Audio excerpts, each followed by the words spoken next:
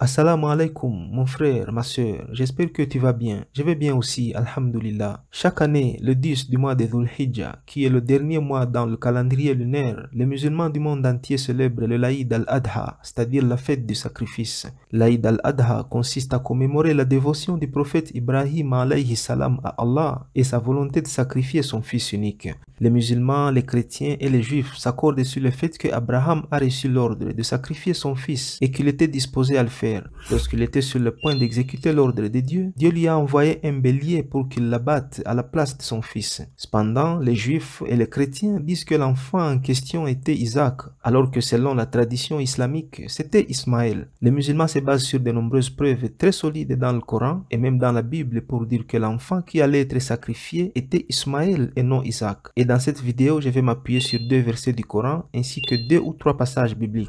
Allah dit dans le Coran au chapitre 37, verset 101, nous lui fîmes donc la bonne annonce d'un garçon longanime. Et au verset suivant, Allah dit que quand cet enfant fut en âge d'accompagner son père, ce dernier lui annonça qu'il a reçu l'ordre d'Allah pour le sacrifier. Dans ces deux passages coraniques, on ne voit pas le nom de l'enfant dont il est question. Mais lorsqu'on descend au verset 112 du même chapitre, Allah dit, puis nous lui avons donné la bonne nouvelle de la naissance d'Isaac pour être un des prophètes droits. Donc, on voit très bien que dans ce verset du chapitre 37 du Coran qui relate l'histoire du prophète Ibrahim, il y a deux bonnes nouvelles distinctes. La première concerne un fils longanime, bienveillant, c'est celui à sacrifier. Et la seconde nouvelle, qui est venue après la première, concerne Isaac, car son nom y est bien mentionné. Donc Ismaël a été le fils aîné du prophète Ibrahim, et après, Dieu lui a donné une autre bonne nouvelle concernant la naissance d'Isaac. Je passe maintenant à la Bible. Elle aussi accepte que Ismaël fut le fils aîné d'Abraham. Il est écrit dans Genèse au chapitre 16, verset 16, que Abraham était âgé de 86 ans lorsque Agar enfanta Ismaël. Et dans Genèse 21, 5, il est dit qu'Abraham était âgé de 100 ans lorsque Isaac est né. Il n'y a aucun doute là-dessus. Ismaël était plus âgé qu'Isaac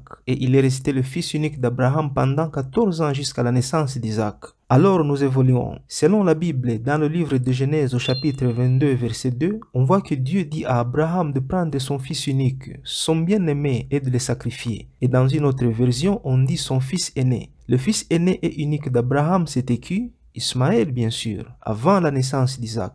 Et malheureusement, dans ce verset biblique, les gens qui ont écrit la Bible ont frauduleusement inséré le nom d'Isaac. Ils ont écrit « Prends ton fils unique Isaac et offre-le en holocauste ». Ils ont ajouté le nom d'Isaac, mais ils ont oublié de supprimer le mot « fils unique ». Parce que le passage dit « ton fils unique ». Et Isaac n'a jamais été le fils unique d'Abraham, parce qu'il est né après Ismaël. Certains disent non, dans ce passage, Isaac est considéré comme le fils unique d'Abraham parce qu'à cette époque-là, Ismaël et sa mère Hagar étaient déjà partis à la Mecque où ils vivaient. Mais ça ne tient pas. C'est une simple explication farfelue. Parce qu'on ne dit jamais fils unique qu'à une personne qui n'a qu'un seul fils. Dieu ne pouvait pas s'adresser à Abraham en disant « Sacrifie ton fils unique » alors qu'il a un autre fils. Ça n'a aucun sens. Et donc, comme nous l'avons vu dans les passages bibliques que j'ai mentionnés, c'est Ismaël qui a été le fils unique d'Abraham pendant 14 ans avant la naissance d'Isaac. Donc, ce verset biblique qui a été falsifié en y ajoutant le nom d'Isaac pour soutenir leur position, pour des raisons de recherche et de supériorité,